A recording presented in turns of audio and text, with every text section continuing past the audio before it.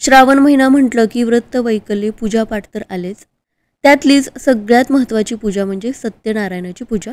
आज आपण पाहूयात या पूजेसाठी लागणारा प्रसादाचा शिरा कसा बनवायचा. हा शिरा बनवताना काही गोष्टींची जर काळजी घेतली तर मन तृप्त करणारा मस्त मऊ दाणेदार असा शिरा बनून तयार होतो. या प्रमाणात जर बनवला तर 30 ते 35 लोकांसाठी प्रसादासाठी हा शिरा नक्कीच पुरेल. अतिशय मऊ आणि मस्त दाणेदार हा प्रसादाचा शिरा कसा बनवायचा ते पाहूयात. 1.25 वाटीच्या प्रमाणात हा शिरा आज आपण बनवणार आहे, त्यामुळे सगळं साहित्य 1.25 वाटीच्या प्रमाणात घेतलेलं आहे. सुरुवातीला इथे मी 1.25 वाटी रवा घेतलेला आहे. रवा कोणत्या प्रकारचा वापरायचा तर बारीक रवा वापरायचा नाही. उपम्यासाठी जो आपण रवा वापरतो ना तोच रवा इथे आपल्याला वापरायचा आहे. हा प्रसादाचा शिरा मस्त दाणेदार होण्यासाठी ही पहिली स्टेप आहे. रवा आपल्याला मोठाच वापरायचा आहे. आपण आमटीसाठी जी नेहमीची वाटी वापरतो ना तीच इथे मी वापरलेली आहे. तुम्ही पाहू शकता जास्त छोटी किंवा जास्त मोठी वाटी वापरलेली नाही. एका भांड्यामध्ये 1.25 वाटी रवा हा काढून घेतला. रवा व्यवस्थित निवडून चाळून घेतलेला आहे. आता त्याच वाटीने 1.25 वाटी आपल्याला वितळवून घेतलेलं तूप घ्यायचं आहे. तूप वितळवून घेतलेलं आहे, थोडंसं थंड झालेलं आहे आणि मगच ते मोजून घ्यायचं. आळलेलं तूप जर 1.25 वाटी घेतलं तर ते प्रमाण खूप जास्त होऊ शकतं, त्यामुळे तूप वितळवलेलं घ्यायचं. 1.25 वाटी रवा घेतला, 1.25 वाटी तूप घेतलेलं आहे. आता एका भांड्यामध्ये आपल्याला 1.25 वाटी पाणी घ्यायचं आहे. 30 वाटी मी वापरलेली आहे. यामध्येच आपल्याला 1.25 वाटी दूध घ्यायचं आहे. यामध्ये पाण्याचा वापर केल्यामुळे रवा उमलायला किंवा मस्त फुलायला खूप मदत होते.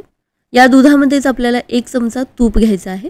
1.25 वाटी तूप घेतलेलं होतं, त्यातलंच 1 चमचा तूप या दुधामध्ये घेतलेलं आहे. प्रसादाचा शिरा आहे म्हटल्यानंतर थोडासा सुकामेवा सुद्धा घेतलेला आहे. 2 चमचे बदामाचे काप, 2 चमचे पिस्त्याचे काप, 2 चमचे काजूचे काप आणि थोडेसे मनुके घेतलेले आहेत. सोबतच थोडंसं केशर घेतलेलं आहे. हे केशर आपल्याला दुधामध्येच घ्यायचं आहे, कारण दूध आपल्याला उकळून घ्यायचं आहे. आता या शिऱ्याला अगदी एकसारखा मस्त रंग येण्यासाठी सगळ्यात महत्त्वाची पहिली गोष्ट म्हणजे जाड तळाची कढई वापरायची. कढई खोलगट असावी म्हणजे रवासुद्धा व्यवस्थित परतून घेता येतो. तर सुरुवातीला सुकामेवा थोडासा फ्राय करून घेऊयात. 1.25 वाटीतलं हे 1/2 वाटी तूप मी या कढईमध्ये काढून घेतलेलं आहे, चांगलं गरम करून घेतलं. यामध्ये काजू, बदाम आणि पिस्त्याचे काप घेतले. मनुके आपण नंतर फ्राय करून घेणार आहे. काही सेकंद हलकासा रंग बदलेपर्यंत मंद आचेवरच हे परतून घ्यायचं. याचा जास्त रंग बदलू द्यायचा नाही, नाहीतर याची चवसुद्धा बिघडू शकते. हलक्या रंगावरती आलं की प्लेटमध्ये हे काढून घेतलेलं आहे. उरलेल्या तुपामध्ये मनुके सुद्धा तळून घेऊयात.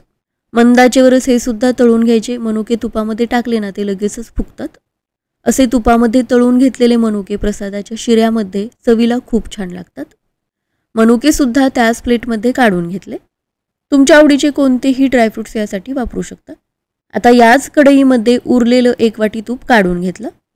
कधी कधी काय होतं, शिरा खूप चिकट बनतो किंवा फुललेला असा दिसत नाही. असा शिरा खाताना चवीला सुद्धा चांगला वाटत नाही आणि टाळ्याला चिकटल्यासारखा होतो. तर ते न होण्यासाठी ही सगळ्यात महत्त्वाची स्टेप आहे. तर हे पहा, तूप चांगलं गरम करून घेतलेलं आहे, पण अगदी धूर निघेपर्यंत हे गरम नाही. अर्धा चमचा रवा तुपामध्ये असा टाकून पाहायचा. लगेचच हा फसफसायला लागला की समजायचं तूप व्यवस्थित गरम झालेलं आहे. उरलेला सगळा रवा यामध्ये लगेच काढून घ्यायचा. सुरुवातीला आपल्याला मंद आचेवरच परतून घ्यायचं आहे, कारण तूप खूप गरम आहे. मीडियम टू हाय फ्लेमवरती जर परतायला गेलात तर तूप गरम असल्यामुळे काय होईल, रव्याचा रंग लगेचच बदलेल. रवा थोडा जरी करपला तर प्रसादाची चव लगेच बदलेल. त्यामुळे सुरुवातीला 5 मिनिटे मंद आचेवरच तुपामध्ये हे परतत राहायचं. जाड तळाची कढई घेतल्यामुळे काय होतं, एकतर रवा सगळ्या बाजूनी एकसारखा भाजला जातो. दुसरी गोष्ट म्हणजे शिरा शिजताना कढईच्या तळाला चिकटून राहत नाही. रवा तुपामध्ये परतत असतानाच दूध सुद्धा उकळायला ठेवायचं. शक्यतो लो टू मीडियम फ्लेमवरती रवा आपल्याला चांगला भाजून घ्यायचा आहे. हा रवा भाजत असताना आपल्याला तयारी करून ठेवायची. एक व्यवस्थित पिकलेलं केळ घ्यायचं आणि ते फोर्कच्या साह्याने मॅश करून घ्यायचं. केळ अगोदरच जर मॅश करून ठेवलं तर ते काळं पडेल आणि त्यामुळे शिरा बनल्यानंतर सुद्धा त्यामध्ये काळपट असा थोडा थोडा रंग आल्यासारखा दिसतो. त्यामुळे रवा थोडासा तुपामध्ये परतून घेतल्यानंतरच केळ आपल्याला मॅश करून घ्यायचे. मध्ये मध्ये रवा सुद्धा परतत राहायचं, म्हणजे तो कुठेही लागणार नाही, करपणार नाही. रवा तुपामध्ये जितका चांगला भाजला जाईल ना तितकाच हा बनणारा शिरा दाणेदार बनेल.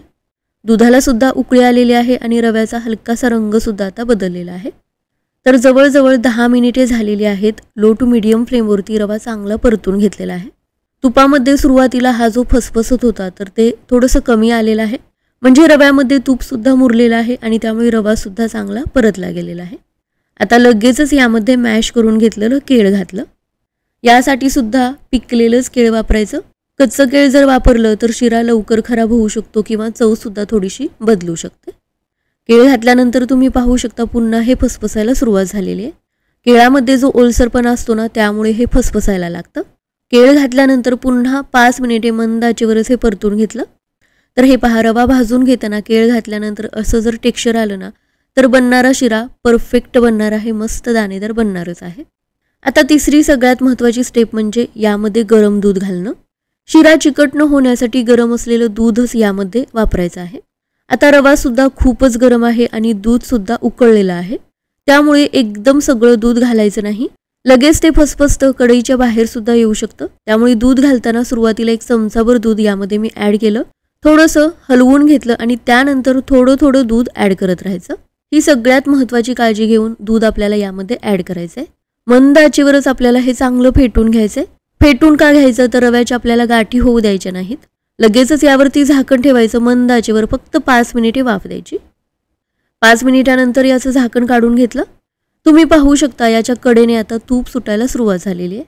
आणि हे पहा, आत्ताच हा शिरा मस्त दाणेदार दिसत आहे, व्यवस्थित शिजलेला सुद्धा आहे. अजून यामध्ये आपण साखर ॲड केलेली नाही, तर सुरुवातीला आपल्याला गरम दुधामध्येच हा शिरा वाफवून घ्यायचा आहे. त्यानंतरच यामध्ये साखर ॲड करायची. त्याच वाटीने 1/2 वाटी साखर घेतलेली आहे. दुधासोबतच जर साखर यामध्ये घातली तर हे मिश्रण खूपच पातळ होतं आणि त्यामुळे बनणारा शिरा सुद्धा खूप चिकट व्हायची शक्यता असते. साखर घातल्यानंतर पुन्हा हे मिक्स करून घेतलं. गरमीमुळे साखर वितळते आणि त्यामुळे पुन्हा हे थोडंसं सैलसर होतं.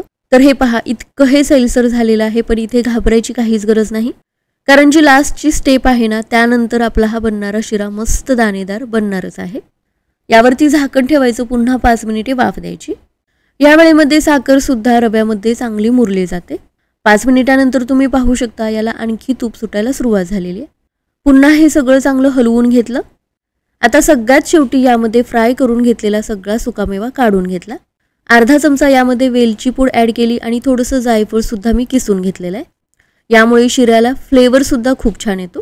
प्रसादाचा शिरा बनवतोय, त्यामुळे सगळ्यात महत्त्वाची गोष्ट म्हणजे 5 ते 7 यामध्ये तुळशीची पाने घालायची.